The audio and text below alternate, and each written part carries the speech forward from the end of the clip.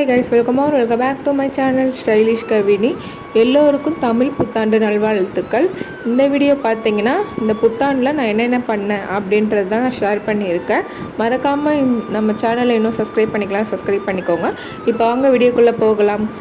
13 அன்னைக்கு எல்லாமே ரெடி பண்ணி வச்சுட்டேன். சாமி விளக்கு பூஜை பாத்திரம் எல்லாமே கழுவி பொட்டுலாம் வச்சுட்டு கோலம்லாம் போட்டு எடுத்து வச்சுட்டேன். அப்போ தான் மார்னிங் எழுந்து சாமி கும்பிட ஈஸியாக இருக்கும், சீக்கிரமாக கும்பிட்றதுக்காக. 4 மணிக்கு எழுந்து கோலம்லாம் போட்டுட்டு ஸ்டவ்லாம் பார்த்திங்கன்னா நேற்றே க்ளீன் பண்ணி பொட்டுலாம் வச்சுட்டேன்.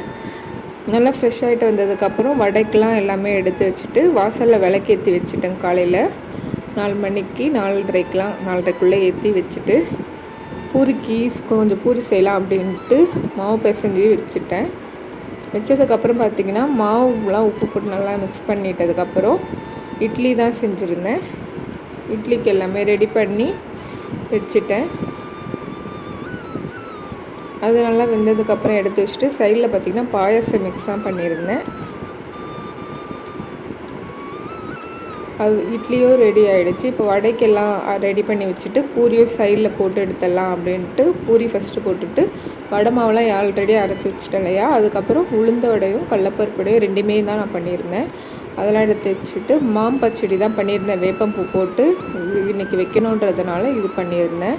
அதுக்கப்புறம் பார்த்திங்கன்னா சாமிக்கு எல்லாம் எண்ணெய்லாம் ஊற்றி எடுத்து வச்சிடலாம். கிச்சன் வேலையெல்லாம் முடிஞ்சதுக்கப்புறம் சாமிக்கு எண்ணெய்லாம் ஊற்றி பூலாம் வைக்கிறதுக்காக சாமி ரூம் எல்லாம் பண்ணி ரெடி பண்ணிகிட்ருந்தேன். திரிலாம் போட்டு எண்ணெய்லாம் ஊற்றி வச்சுட்டதுக்கப்புறம் பூலாம் வச்சுட்டு இருந்தேன். நல்லா கலர்ஃபுல்லாக பூ வச்சா பார்க்க நல்லா மங்களகரமாக செம்மையாக இருக்கும் பார்க்க.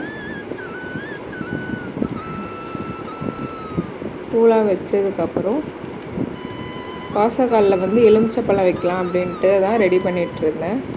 கட் பண்ணி ஒரு இதில் லெமன், ஒரு இதில் குங்குமம் போட்டு, அப்புறம் பவுலில் பாயாசமும் இன்னொரு பவுலில் பச்சடியும் போட்டு சாமிக்கிட்ட வச்சுட்டு படைச்சாச்சு. சாமிக்கு படைச்சதுக்கப்புறம் ஈவினிங் போல் வெளியே கிளம்பிட்டோம்.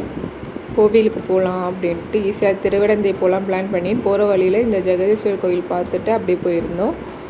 பார்த்திங்கன்னா குளத்தில் பார்த்திங்கன்னா மீன் மாதிரி இருந்துச்சு. கோயில் நல்லா சூப்பராக இருந்துச்சு. ஃபோட்டோ எடுக்கலாம் செம்மையாக இருக்கும். கண்டிப்பாக ட்ரை பண்ணி பாருங்கள். அந்த கோயிலே கொஞ்சம் கிளிக் எடுத்துருந்தோம், அதான் ஆட் பண்ணியிருக்கேன். அப்படியே போகிற வழியில் பீச் அப்படியே பார்த்துட்டு அப்படியே போயிட்டுருந்தோம். ஈசிஆர்டில் இருக்க திருவிடந்தை தான் நாங்கள் போயிருந்தோம்.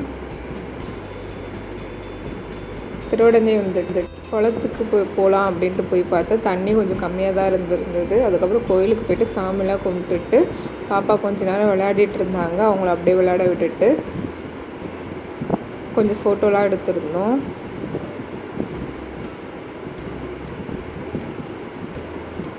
அப்புறம் வர வழியில் பார்த்திங்கன்னா சோஃபாலாம் பார்த்துட்டு வந்திருந்தோம்.